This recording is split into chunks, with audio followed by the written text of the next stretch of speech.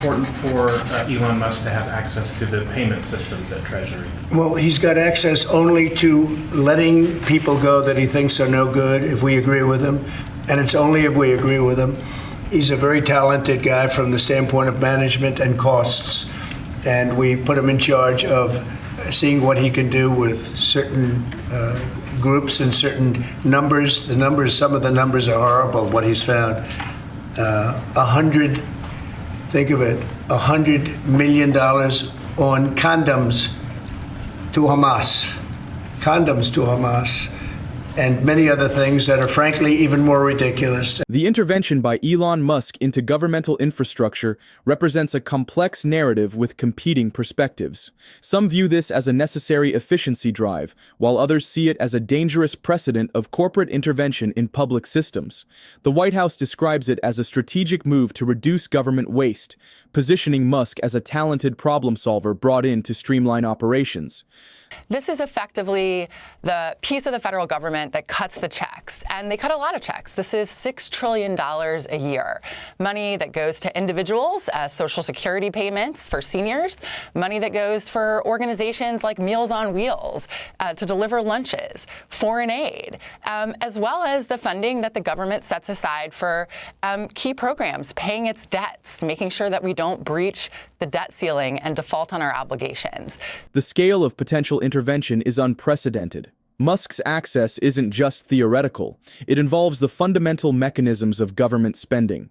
Career bureaucrats have raised significant concerns about this level of private sector involvement in sensitive financial systems. If this story was taking place somewhere in Central Asia or in Africa, the United States media, the United States State Department, international institutions would likely refer to this as a coup. A billionaire industrialist who donated $300 million to a campaign is installing his personal loyalists in key parts of the federal bureaucracy. This is essentially Viktor Orban's playbook. The political critique is sharp and unambiguous. Critics argue that this is more than an efficiency drive. It's a fundamental reshaping of governmental infrastructure by a private citizen with direct political connections. The removal of career bureaucrats becomes a central point of concern. Today, the Post broke news that the highest-ranking career official at Treasury, a man named David Liebrick, is leaving the U.S. government, quote, after a clash with allies of billionaire Elon Musk over access to sensitive payment systems. So Elon Musk and his team of people have reportedly been asking Treasury for access to the payment systems that the government uses to pay its bills, to pay out trillions of dollars a year across the federal government. The resistance from career bureaucrats highlights the tension at the heart of this intervention. David Liebrick's departure symbolizes the clash between established governmental procedures and this new approach of private sector involvement. Confirm that Elon Musk is a special government employee. Yes. What kind of security clearance does he have? I can confirm he's a special government employee. I can also confirm that he has abided by all applicable federal laws. Well, first of all, Elon Musk is a once-in-a-generation business leader. He is an entrepreneur. He serves as a great ally and a friend to the president. And I think Elon Musk also has a little bit of common sense. The White House narrative presents a starkly different perspective. Here, Musk is positioned as a solution to governmental inefficiency, a talented entrepreneur bringing private sector wisdom to public administration. The language of efficiency and common sense is deployed to normalize an extraordinary intervention. Elon Musk could be interested in the Social Security numbers, the tax ID numbers of tens of millions of Americans. We know that he has partnered with Visa and is considering spinning out a payment system of his own. What we may have here is Elon Musk's attempt to get the private information for his own financial gain. Underlying the efficiency narrative are more troubling questions about motivation. Beyond governmental streamlining, there are suggestions of potential personal financial interests. The boundaries between public service and private opportunity become increasingly blurred. The Democratic Party in Washington is largely asleep at the wheel. They are acting as if they're kind of a librarian shushing noise in a crowded room. They're still believing in the normal procedures, normal decorum, that everything here is the normal transition of power.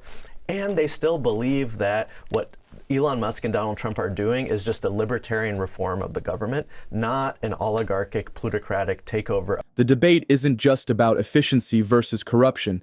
It is also about the lack of institutional response.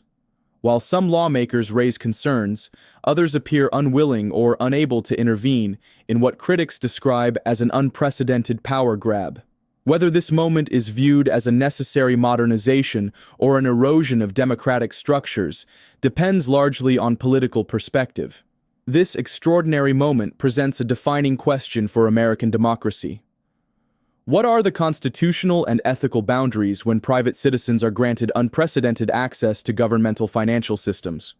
Critics argue that this is a power play, an unelected billionaire embedding himself within government functions, possibly for personal or ideological gain.